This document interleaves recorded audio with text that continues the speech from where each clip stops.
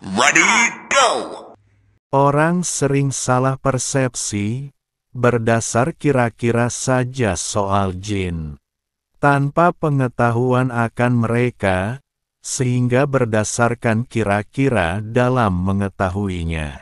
Semua jin itu adalah makhluk bersifat gaib, mereka itu sering membuat tipuan dan kebanyakan menipu manusia. Jadi jin jika itu kafir atau fasik, maka 99% adalah penipu, dan jika mereka itu muslim 40% adalah penipu. Jadi jangan sampai menyandarkan dengan apa yang diterangkan oleh jin, atau sebangsanya. Jika mereka telah menjadi muslim yang bertakwa, mereka baru bisa dipercaya keterangannya. Makanya hati-hati soal jin. Soal jin yang masuk ke manusia, di dalam manusia itu ada tempat yang luas untuk kapasitas jin, bahkan bisa muat miliaran jin. Coba bayangkan dalam batu akik saja bisa muat ribuan jin, apalagi dalam tubuh manusia yang ratusan kali lipat dari batu akik. Jadi bisa saja dalam tubuh manusia itu ada ratusan ribu jin, tanpa orang itu mengetahui kalau dalam dirinya ditempati jin yang beranak pinak. Kerasukan atau terjadinya perilaku ekstrim ketika seseorang itu kerasukan jin, itu memang jinnya yang ingin menunjukkan eksistensinya, membuat ulah dengan mengendalikan tubuh orang yang dirasuki. Jadi orang itu ada ribuan jin di dalam tubuhnya. Tak mesti orang itu lantas bersikap ekstrim, teriak-teriak, bisa saja orang itu biasa saja, diam, anteng, dan tidak melakukan apa-apa. Memang jin yang di dalam tubuhnya tidak mau diketahui. Ya, yang penting dapat tempat dan makan gratis saja. Makanya jika diri tidak melakukan apa-apa yang bersifat ekstrim, tidak teriak-teriak, bukan berarti diri itu tak ada jinnya. Lihat kan batu akik atau keris itu ada jin di dalamnya. Itu diam saja dan tak melompat atau joget-joget. Jadi jika jin dalam tubuh manusia itu kok tak ingin diketahui, malah bisa saja dalam tubuh orang itu ada kerajaan jin di dalamnya, tanpa orang itu merasa. Paling orangnya kurus sekali, karena saripatinya dimakan jin itu, atau orangnya gendut tapi lemes, karena makan seberapa saja tetap rasanya kurang. Jin itu masuk dari pori-pori, jadi kata gampangnya siapa saja yang punya pori-pori pasti bisa dimasuki jin. Dan siapa saja itu, bisa saya, atau ulama, manapun, atau siapapun di dunia ini, selama manusia itu belum dijaga malaikat-malaikat di setiap pori-porinya, maka masih bisa dimasuki jin dalam tubuhnya. Ini pengalaman yang terjadi pada muridku yang kulihat dan kuteliti. Setiap beberapa minggu sekali kucek, ternyata mereka masih bisa masuk sekalipun sudah zikir, tapi zikirnya tanpa adanya konsentrasi.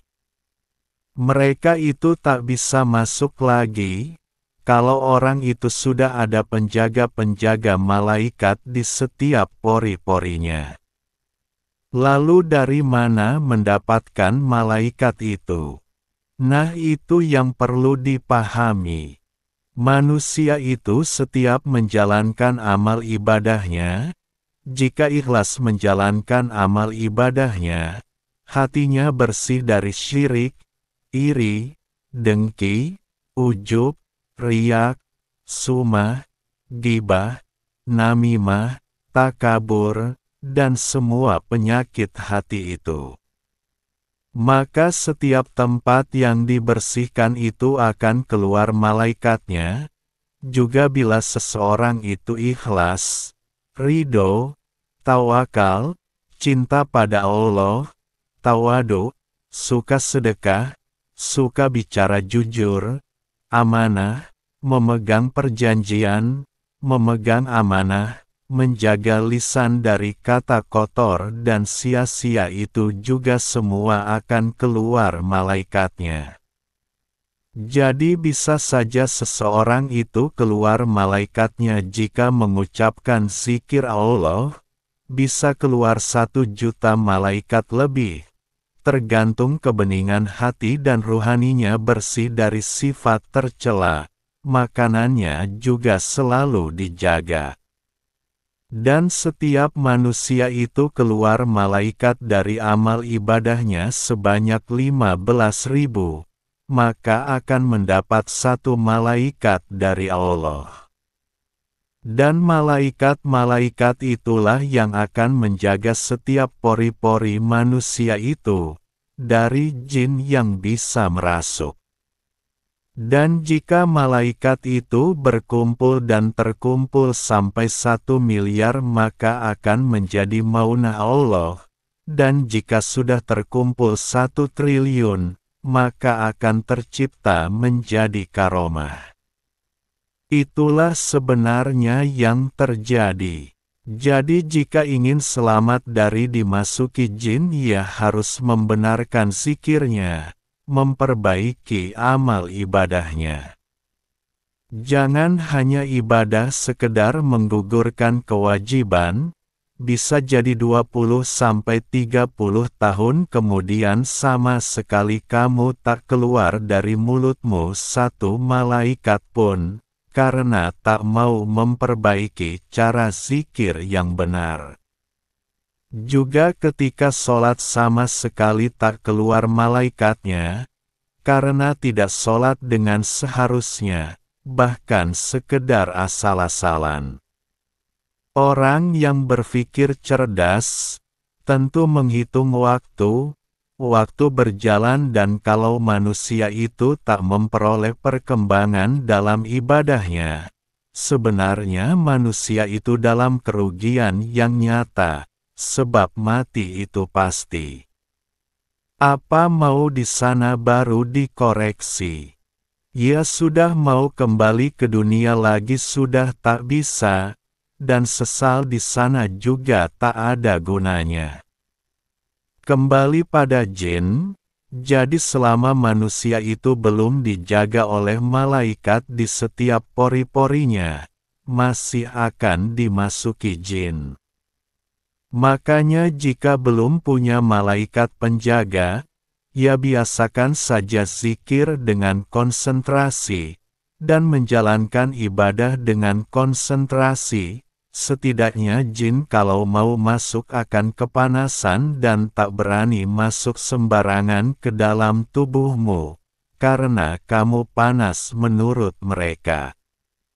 Sekalipun jin di dalam itu tidak bersifat melakukan tindakan ekstrim, tetap saja orang yang ada jin dalam tubuhnya akan merasakan efek akibat ada jin ada di dalam tubuhnya itu sekalipun tak ekstrim.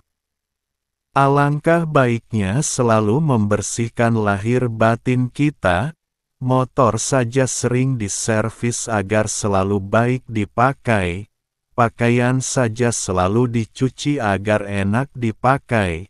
Masa rohani kita sendiri tak kita perhatikan sampai lecek, dan kita malas-malasan, padahal itu adalah tubuh kita sendiri.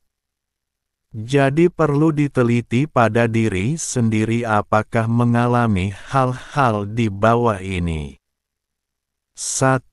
Sakit kepala dan dada setelah waktu asar ke atas, atau sakit yang lain tapi di waktu yang sama misal di waktu setelah maghrib, dan di waktu itu terus. 2. Badan terasa berat dan malas. 3. Sulit mendapat jodoh. 4. Terasa sakit ketika ziarah orang meninggal atau lalu mimpi buruk setelah itu, ya mimpi kuburan, atau tempat yang angker. 5. Sulit tidur malam, atau selalu tertidur terus dan malas sekali bangun. 6. Sakit pinggang tanpa sebab atau sakit yang lain tapi mendadak. 7. Mimpi melihat binatang seperti ular dan kalajengking, anjing. 8. Bermimpi bayi atau menyusui. 9. Bermimpi di tempat tinggi lalu jatuh secara mendadak, sampai kaget. 10. Bermimpi di tempat yang kotor. 11. Mengalami rasa takut jika ada di tempat gelap dan merinding tanpa sebab. 12. Terasa ada benda bergerak di bawah kulit. 13. Bayi yang sering menangis juga biasanya dimasuki jin atau diganggu. Biasanya jin itu akan lebih suka masuk ke bayi, karena sulit dideteksi ibu bapaknya, dikira sakit biasa, panas biasa, nanti jin akan makan energi saripati bayi itu, sehingga bayi menjadi idiot, atau bagian tubuhnya tak sempurna perkembangannya. 14. Sering mendengar suara aneh, atau bayangan padahal tak ada. 15. Suami istri sering bertengkar karena masalah kecil, sepele dan saling marah tanpa ada alasan yang jelas. 16. Sayang secara berlebihan pada orang yang baru dikenal. 17. Malas beribadah. 18. Sikap sering berubah secara mendadak, kadang berkata ini, sebentar kemudian sebaliknya, sangat mudah berbohong dan berdusta. 19. Gelisah dan panas di tengkuk bila mendengar Al-Quran, mual, pening, dan ingin muntah. 20. Suka melakukan tabiat buruk, melanggar syariat, meremehkan sholat, sangat benci pada ulama yang benar, dan takut berhadapan dengan mereka. 21. Sering sendawa bila mendengar Al-Quran. 22. Sering keguguran jika mengandung. 23. Gagal melakukan hubungan intim. 24. Mengantuk bila dengar Al-Quran dan malas jika diajak beribadah. 25. Bermimpi horor yang menakutkan atau mimpi jorok dan cabul. 26. Darah haid. Keluar lebih 15 hari. 27. Batuk berkepanjangan. 28. Selalu ditindih ketika tidur, Jawa sama dengan tindien. 29. Suka melamun. 30. Terlalu merasa rendah diri dan tidak percaya diri. Gemetaran bila berhadapan dengan orang lain. 31. Suka merasa iri dengki pada semua orang yang dilihat lebih dari dirinya. 32. Merasa diri selalu diperhatikan. 33. Sering mendengar sesuatu bisikan. 34. Melihat jin secara langsung. 35. Sakit jiwa atau gila.